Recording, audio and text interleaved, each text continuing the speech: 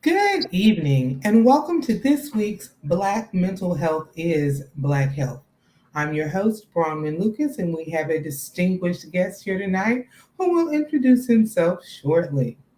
If you've never been with us before, we always start the show off with some deep breathing. Why?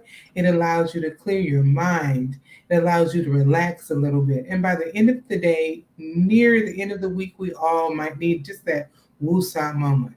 So let me tell you how we do this. I'm going to count slowly to four, and I'll say breathe in and count to four. I'll say breathe out and count to Mhm. four. And you'll breathe in with me very slowly. So put your hands lightly on your stomach, and as you're breathing in and out, you are going to feel your stomach expand because you're breathing in not just here, but all the way, filling those lungs up. And you'll feel it go back down when I say breathe out. So let's try it. Breathe in, two, three, four, out, two, three, four, in, two, three, four, out, two, three, four. One more in, two, three, four, out, two, three, four.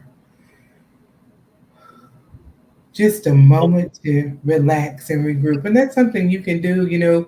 You drive around Houston, Dallas, and all these large cities, and people have road rage. So that you're not the one to have road rage, just take a few deep breaths. Allow yourself to say, okay, let me have that woosah moment. How was that deep breathing for you, Harold? That was excellent. It was just what the doctor ordered. It helped me to relax even more. Awesome. And Thank you that for is that. why we do it. Yeah. Well, I like to let my guests introduce themselves. So tell us who you are and something cool about you.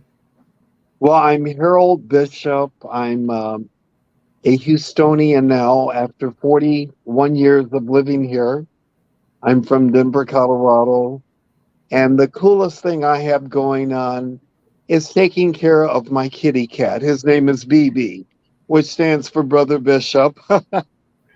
But that is my heart right now, and he is my truly my enjoyment to have. So, how'd you end up in Houston from Denver? I came to Houston in '81. I was transferred here with the old Continental Airlines, which is now United Airlines. We were bought out by them, but I came here because they had closed the Denver base of Continental Airlines. And that brought me here, and I moved here in the wintertime. I left Denver in a freezing snow and arrived here, and everyone was wearing short sleeves. And that did it for me. It absolutely did. That would do it. Yes. I've lived in cold climates before. So, yeah, Houston weather will make you a believer. It's like, I'll stay here. Oh, absolutely. I love the warm weather. My family thinks I'm crazy and retarded to be here in all this heat, especially Hmm. after last week with our 100-degree weather we had. But Yes. that's okay. This is my preference to live in. Well, glad you moved to the great state of Texas. Absolutely. Well, tonight we are talking about HIV. And, audience, I will tell you why. As I just mentioned that, you find that people think, oh, is that still around? And people still associate, oh, that's just a gay man's disease. I don't have to worry about it. And so many misnomers that people have. It still exists. We Yes, it don't have a does. cure. People are still becoming infected. And we're going to talk about why and maybe how to slow that down. So, what would you have to say to people who have those comments about HIV? It doesn't even exist anymore. Really? What would you say to someone? I would tell people that it does exist. I am a long term survivor of living with HIV. I was infected in 1983, and due to a partner, my lover of about 7 years, he became infected and, of course, transmitted the disease to me. To the men and women of today, we have a lot of people that are still existing and living with this disease. And we need to uh, stand strong and advising and educating and informing people how to live healthy with HIV. And that's where I have been a big proponent of telling people that you can be a long term survivor. For me, it was important to follow the doctor's orders, to be compliant in taking your medication, and also to be worthy of loving yourself, to know that there is life after becoming infected with HIV. For me, it's important every night to take my HIV med. It's important not to drink and not to drug, because with that, that gives you the better T cell count. For our young people of today, we as long-term survivors, we as parents or grandparents, we have to advise and inform our kids the importance of practicing abstinence if possible. I know that's a word that a lot of people don't want to deal with, but we must in some way find it where we can tell children the importance of waiting to have sex. We know as realistic individuals that young people are going to have sex. And so with that, we have to advise them about being careful and protecting themselves. And that goes with condoms, using condoms, and whatever else that we can advise them about. I don't mean whatever else, but I mean the importance of letting them know that we must take good care of ourselves. So if you're Mhm. going to have sex, protect yourself. And the STDs that are around today, there are so many that are going on. When you practice abstinence, you avoid catching the STDs. You can avoid catching HIV. If you have multiple partners, you're at such a great risk of catching that disease. And with that being said, that's what I try to do now, is to educate and inform young people or even elders. I live with seniors, and that conversation does come up periodically. People want to know, well, I still need love. Yeah, you still need love, and you still need to be protected. Mhm. I live around a lot of widow men and a lot of widow ladies. And periodically, I'll find someone brave enough to have that conversation about wanting to be loved, about wanting to be with somebody. My point is that's important to have. We all want to be loved, but it's also more important to know the realism and the reality that we must practice safe sex, even You have as a said so senior. much. I've got so many questions. Let me go back to your story. Okay. In the 80s, the thought of HIV was very different than it is now. Yes, it was. Um, how did you find out? Did your partner just say, hey, this is what's going on? Because there was a lot of denial back then. So, Well, there was an absolute tremendous amount of denial. When he became infected, he did not tell me that he had HIV. His story to me is that he had stomach cancer and mm-mm, he had stopped having sex with me. And I was in a very complex, confused state, wondering, why don't you love me? Why won't you touch me? Why? And he was in a dreadful sense. I don't want to say dreadful. He was in a sense of wanting to protect me without being honest. And mm, that was really what the problem was. And I became infected in 83, and he wanted to move home in the year of 83. After he moved home is when I found out about my diagnosis. But on our way to Kansas, where he was from, um, we stopped at a restaurant, and I just said, Cleveland, tell me the truth why you're leaving and wanting to go home. What is the state and the status of your health? And finally, he admitted that he had HIV.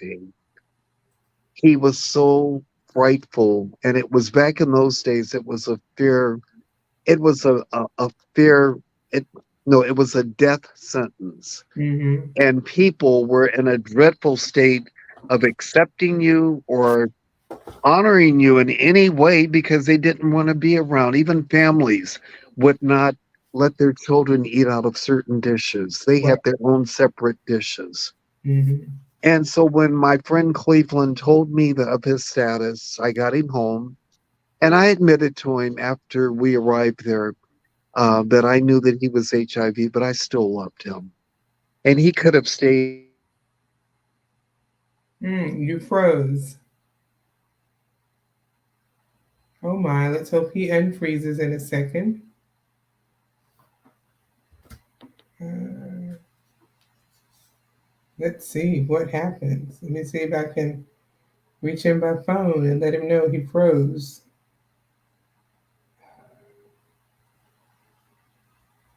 Oh, probably not. He put his phone on Do Not Disturb. Let's see. Wow.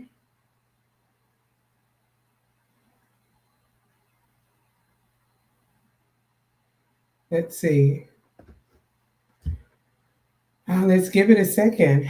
Wow. So, as you're hearing about his story, and that was in the 80s, and I want him to talk about what it looks like now. Oh, maybe he'll be able to log back in. Looks like we lost him, but hopefully he will get back in.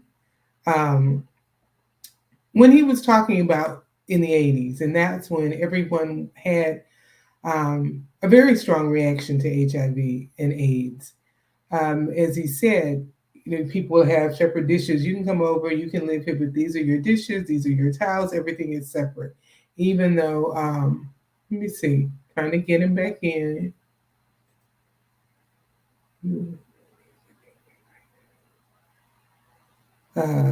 Wow, it's nothing like technical difficulties. Let me see if I can connect to him and tell him to connect his mic. We'll just see. That's what happens when you're live. So hold on just a second. Hopefully we can get him right back in.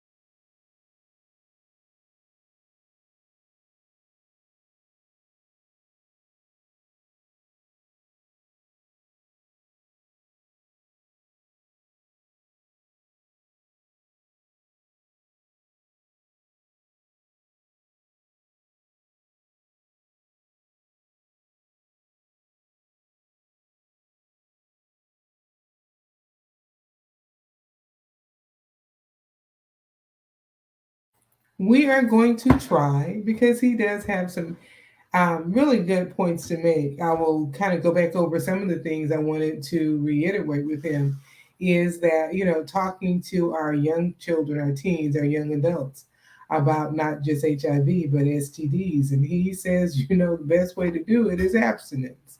But oh, looks like he's back. Okay, Oh, you're very back. good. Thank God. I'm so sorry. To the audience, please forgive this senior for my fingers getting in the way. Technical issues happen. Oh, my You Lord, my know, Lord. Okay. so, you looked at, like you said, in 83, in the 80s, it was lots of denial. There's stories of women who found out they had HIV. And they were like, Hmm. well, I haven't done anything with anybody but my husband of 30 years. And, Right. well, your husband did, Hmm. And so people found out in devastating ways. Um, and there was a lot of denial. What about today? What does it look like today when people find out? Or are people still, Well, becoming infected? I think it's a lot more open. There is more education and information to share with individuals who become HIV infected because of the counseling, because of the advancement in technologies, and because of the comfort zone that we're in today. People are more inclined to accept and help you rather than deny you. We're so blessed with the clinics that are around today. The Thomas Street Clinic the University of Texas. That's where I get my care from, my medical care at UT, and of course, even Harris County has a lot of programs and offers counseling to help the elders, the middle age, and the youth, to inform them, and educate them about living healthy with HIV. Mm-hmm. We have come a long way. Back in that day, back in the 80s and the 90s, I had a fraternity of friends, and out of that fraternity, there's only 5 of my friends living, and Wow. there was about 30 guys in that group at one time. Mm-hmm. And the problem back then was men and women in the 80s and 90s using drugs and drinking alcohol, and then also not taking their meds and being compliant to take the medication. So many of them did die. They died as drug addicts, and they died on their deathbeds living with HIV, Wow. unfortunately. So, what is there a correlation in your opinion between, especially from the 80s, we'll look at that and then now, but a correlation between drug use and HIV? Well, the importance of not using drugs, and particularly the hardcore drugs, cocaine and marijuana, that detracts and takes away from your immune system so heavily, and it interferes with the HIV meds. That's why a lot more people are surviving and living who got off drugs and got off the alcohol to save their immune systems. That's what worked for me, is not using drugs and getting off and not drinking alcohol. And of course, I can have a sip of wine or a little glass every now and then, but as a rule, I just prefer not to drink. That's my personal choice. Mm-hmm. And because I do want to stay healthy, and I do want my T cells to remain high. I'm right now in the 500s with my T cells, and I'm undetectable with the virus. There's and that's a good thing. And I'm 72 years of age with very high T cell count and living undetectable, with the HIV virus. That's amazing. I'm happy Yes. for you. Well, What thank you. is the difference between AIDS and HIV? Since we're here to educate, and a lot of people still can be confused. So, what's the difference? HIV is when you've been diagnosed with having the HIV virus, that's HIV, human immunodeficiency, and having AIDS when your T cells go below 100 or in the 90s or the 80s.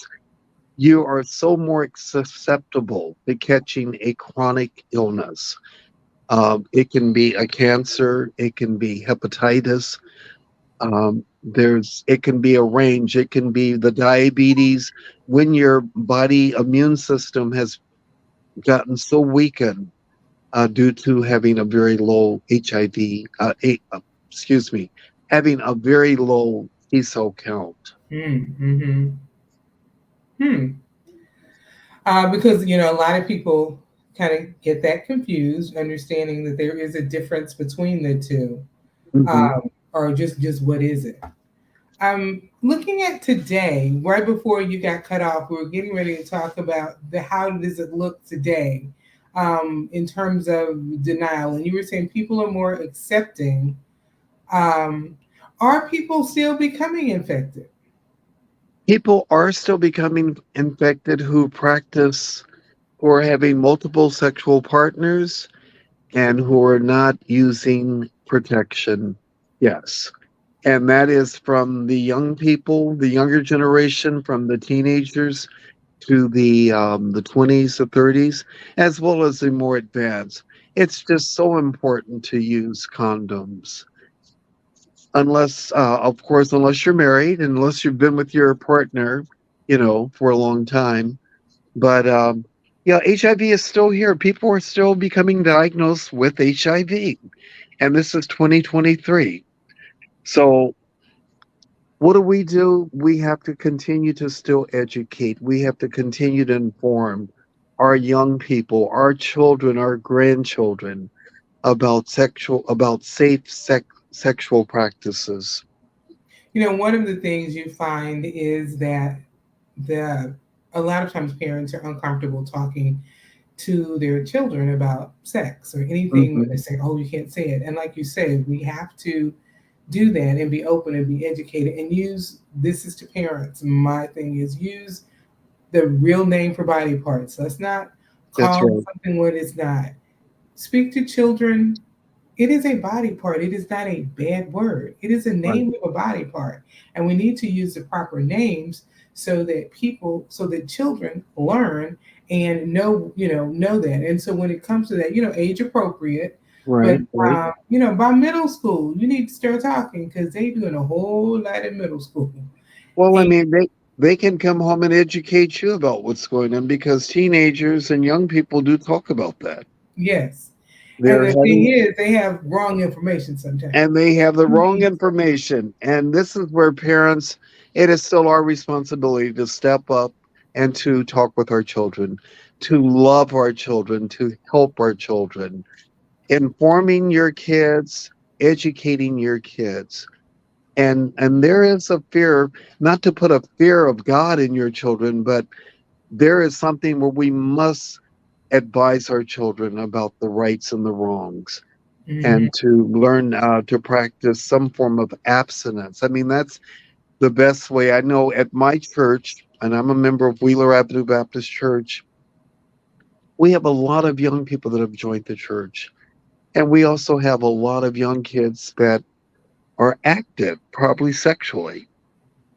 They don't want to talk about condoms per se, but what word do you use when you're trying to educate your children at a church? And we must find a degree of honesty with our kids, even in a Christian based environment, to let them know that abstinence is the number one way to protect yourself from catching anything or getting pregnant. But also, if you are sexually active, you must protect yourself. I agree. And it is about that protection. And that's a tricky one. You're right. In the church community, we don't want to say that, but the reality is, kids are active and more so today than ever before. And Absolutely. I do agree that just saying you should use a condom doesn't mean you're getting ready to go out and have sex, you Right. know. But it is saying that if you are, this is something you should know. So, yes, in terms of just that educational piece, we do have Mhm. to be honest and Yes, be we do. aware that this is a reality. And yes, abstinence will keep a whole lot of stuff from you. And so Amen. that, kids are having sex 13, 14 years old, you're not even really mentally ready to handle all that comes with it. Absolutely. Um, so Absolutely. yes, that's important. Speaking of being mentally ready, how would you say that having HIV impacted your mental health? We know it impacted you physically, but what about your mental health in the 80s and even now? Back in the 80s, when I moved to Houston and after my partner died in 85, I went to the Montrose Counseling Center. I was lost, I was confused, I was in a disarray of all kind of emotions. And a very good friend of mine told me about the Montrose Counseling Center. And there I went and I got involved with getting individual counseling and going to group counseling. I did their counseling for over 10 years. Mhm. That is what helped me because when I saw other men and women who were getting counseling, who were living with HIV, who were going on with their families or with their personal professional lives, the counseling made the difference. And that saved my mental health. That helped me from having a nervous breakdown and going crazy. And I want to encourage anyone with any kind of condition. You don't even have to be HIV, but it could be young women who are pregnant, young girls, um, people who are living with diabetes. There is some form of counseling that you can get that can help you address whatever is compounding your mind. Not that you will go crazy, but you want to get help to resolve the matter. You want to get educated. You want to get as informed as you can. The more you know about any chronic condition, and we're speaking about HIV, the better that you can be as a better person. So for me, counseling to save my mental health made the difference. I had a professional career as a flight attendant. I could not go to work and be in a disarray, 30,000 feet in the air, trying to work Mhm. in first class, business class, or coach flying, flying long distance flights. And I was able to maintain my conscience and my good mind by getting that counseling and being able to maintain a healthy life and learning how to live with the HIV. And I think that that's still important in this day is to teach people, educate people, inform them about the different, like for instance, medications you can get. You may not be able to afford your meds. There are groups that will pay for your medication. The state of Texas has a medication program for men and women living with HIV. I'm in that program. That helps to pay for those very expensive drugs. One of my What is the name of that program? How does someone access it? They may contact through your primary care health doctor if you have a HIV doctor. It's called the State of Texas Medication Program. And that program, I've been a part of that program for the last 15 years.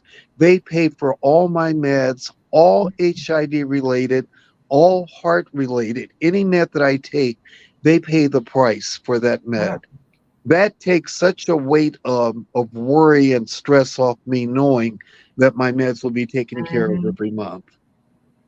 And not only that, the counseling services at Montrose, if you don't have an income where you can afford to pay for them, they have free counseling. If you do have a good career or income where you can pay for your counseling, there's a sliding scale fee. So there is no excuse not to get a service because the services are available. And that's good to hear that it's still available. Because I said, a lot of people, think of HIV as a thing of the past. But you mentioned the things that he mentioned are in Houston, Texas, the Montrose Center. Mhm. But that state program, and that is good to know about the medication because our medications in our country are way too expensive. They're astronomical. They're just out of control. And of course, the pharmaceutical companies, that's a market and an entity within itself to Mhm. make money. Mhm. But Quentin Meese Hospital, the old Quentin Meese over on McGregor, well, Mhm. that hospital has been remodeled, and the Thomas Street Clinic has moved into that hospital right there at McGregor and Scott. So it's more centrally located in the city for anyone to go there. I mean, a person living with HIV, needing mental health counseling, needing HIV care, you can go there and access a lot of services. They have social workers there, and it is a tremendous hospital to help a person. So, for those who aren't in Houston, what I would say to you is this: Google is your friend, Yes, and it you is. can Google HIV clinic, help for HIV in my area, help for HIV near me. Yes. The program he mentioned that was the state program. You can search for that, but you can look in your area, talk to your PCP. There are still programs around. That's Um, right. and so they're there for you to access. And as he stated, there are still people who are becoming infected today. There is no reason to become infected now There with, is with absolutely any no STD. reason. Right. But we know that people are going to have sex and people are not going to have protected sex of any age. Because Right. at one point, the largest growing age group to contract HIV were seniors. Right. You Well, know, that's been the most recent epidemic of seniors catching Mhm. HIV because they are, for some reason, thinking that they're immune, that their partners are safe. And guess what? That's not always the case. Right. unfortunately. So we must continue. That's why I talk with my neighbors. Anyone that is curious or has a question, I try to be open enough to be private with them and give them good advice and to let them know it's still important to practice safe sex practices. So it can hit any age group at any time, and that's important to know. Age doesn't care. HIV doesn't care how old you are. That's Um, right. and so we see it, and you see it still in younger people. One of the things, people, it was always just considered, well, it's just a gay man's disease. Well, what happens is, um, as I said, there might be a woman whose husband is dipping out, sneaking out, and he may That's not right. just be with a woman. Right. As they used to say, he's on the down low. He's on the And down he low. comes home to his wife. Yeah, So women get infected. It is not just a man's disease. You know. that's right. Well, we look at a lot of people that have practiced that have had several partners that are quote unquote straight and going from different partners and have unfortunately infected a male or a female. I mean, anyone can catch it, but it's just we have to take responsibility and be in regard to protect ourselves, you know. And using a condom is about the safest way that you can protect, or the next safest is not having sex at all. So that's abstinence, but that's not always the case, of course. Right. Everyone's not going to take, and that's why we have to be real and talk about it. Going back just to the mental health aspect of Hmm. HIV, some of the things that you will see people with HIV back in the 80s and even now is depression because of, I just can't believe it's me. Or I don't know, what can you speak to that? Well, that's why the mental health counseling is so important. Whenever you do have a condition, and that helped to save my life, is getting counseling early on in the epidemic and going to the counseling sessions. I mean, individual counseling really did help me for years. I did that for about 4 years, seeing a counselor maybe twice a month. At one point, it was one time a week. But as I continued with that journey, my doctor was very explicit that I should be in a group setting, hear from other individuals who have the same condition that you do, and let them speak to you about what is going on in their life. And that's when I realized that my issues were not as bad as I thought they were. Mm-hmm. When I went in there and I could listen to other men and women about living with HIV, about the horror of it, about how their families had done them, and about how they had made up their mind to live and to take good care of themselves. That's what impressed upon me the importance of being in group counseling. My problems were not half as severe as some other people. My living situation was not as bad, but Mm-hmm. it was important to mentally still get that counseling. If you are not getting any counseling and you're under a lot of stress and duress, yeah, it can lead to a nervous breakdown. It can lead to you exploding and doing something regrettable. And that's for me, counseling just saved my life. And another thing with this diagnosis can be a loss of self-esteem. It can be Yes, back in the 80s, it could be a loss of employment because that's right. and now, like you say, it's more normalized. However, it still has a stigma, I It, would think. it has a stigma and you can still be terminated, unfortunately. They can find other reasons. Mhm. It's not legal to terminate you, but people can find ways. So you still have to address those issues privately. You have to address them for yourself to maintain your balance with your job, with your career. Um, Back at that day when I was HIV, I mean, when I was flying for the airlines, a lot of my friends, fellow coworkers, men, died, very, very tragic deaths because they didn't take good care of themselves. They came to work, but they weren't taking the proper meds to maintain a healthy life.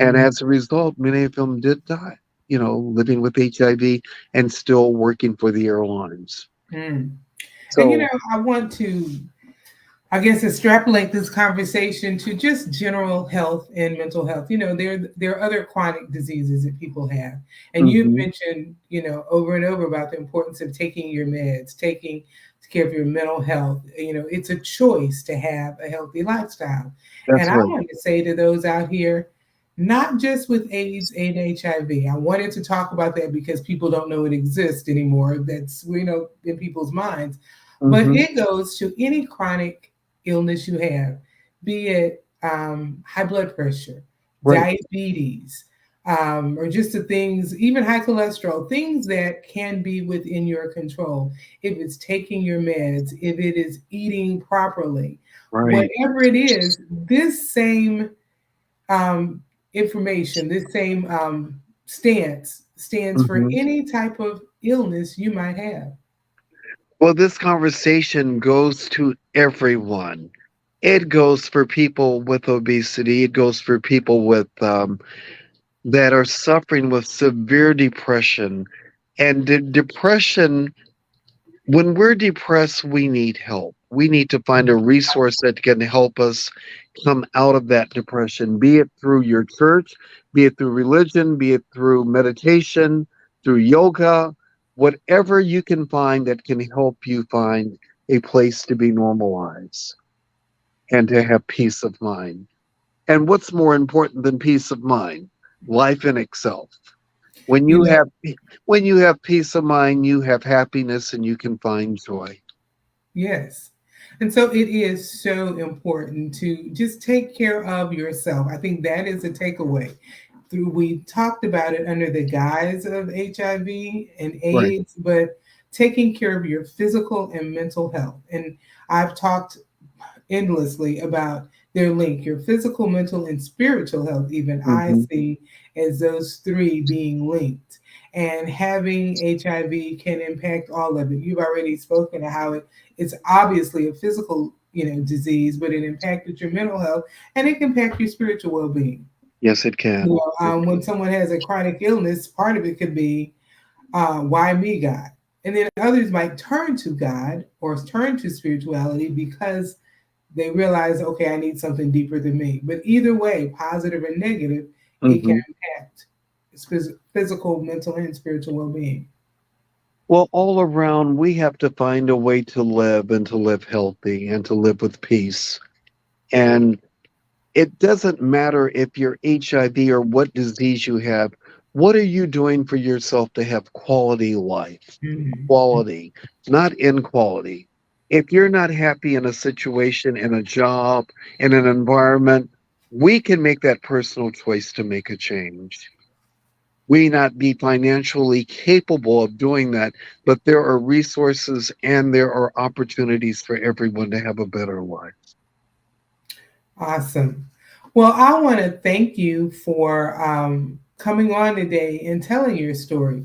Telling your story puts a human face to HIV, something we don't think about.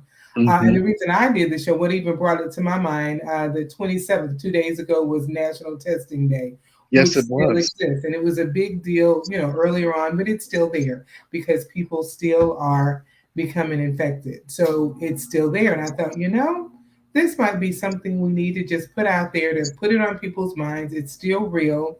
Yes, The it is. shame and stigma is gone, but it's real. So thank you for putting a face to it. It's like, oh, he's just a regular person. Yeah. Yeah.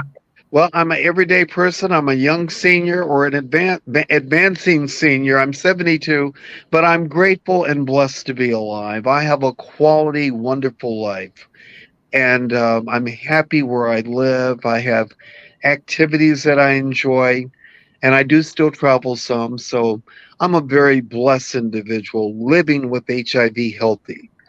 Yes, I'm living with Yes. HIV, but I'm very healthy with it. Amazing. So my call to action um, for tonight would be this: take care of your health. We Yeah. talked about HIV. Know that it's real, but take care of your health, whatever your health issues may be. And remember, any of us can have any health issues. You keep living, something will be an issue. It doesn't Absolutely. have to take you out. He's That's proof. right. From 83, he's had HIV, and that's during a time when people were dying, but he made a choice to take care of himself. There you He go. made a choice to change his lifestyle. He made a choice to also take care of the mental health aspect of his health. I Yeah, challenge all of us to do that. Take care of your physical health, take care of your mental health, take care of your spiritual health. Understand that no one can take care of you like you. It that has to is for start sure. with you. You have to say, I want to live at There you whatever go. age you are. I want to live. And how you live now impacts how you're going to live tomorrow. What healthy things are you doing for yourself? So make the decision to live. If you have young people in your life, talk to them about sex in a real way, Right. using real terms. Don't make up anything. Your body parts are not bad words. It is a name. It is an anatomical name. Nothing bad about it. Use real Hmm. words. Be real. Be open. Check out your health. If you feel HIV is not your issue, but still go to your PCP. Check out your health issues. Know Hmm. what's going on in your body. So that's my call to action. I always end with and be an educated voter. Well, what does that have to do with this? Laws can impact your physical and mental health. That's right. Um, don't just worry about who's running for president. Worry about who's running for any and everything. If there's a dog catcher running in your neighborhood, you need to know about that too. Know Absolutely. everything because it can all impact you. So that is my call to action. I am Bronwyn Lucas, licensed professional counselor. I'm here to help you become a better you. If you find yourself in need of mental health help, reach out to me. I may not be the therapist for you. I will help you find someone who is. I do want to say that the show is going on a 2-month hiatus. I am practicing self care. And in order to practice self care, I'm taking a break from some things. I will come back in September refreshed and renewed and having taken care of my own physical health and issues that are there. So I need to do that. So I'm going to practice what I preach and take care of me. Congrats. So I will see you as my audience I will see you in September. It's been great. After my 2-month hiatus, I can't wait to get back. And once again, Harold, thanks for joining us tonight and sharing your story and putting a face to HIV. Thank you for the opportunity to be with you and share. God bless you. Thank you.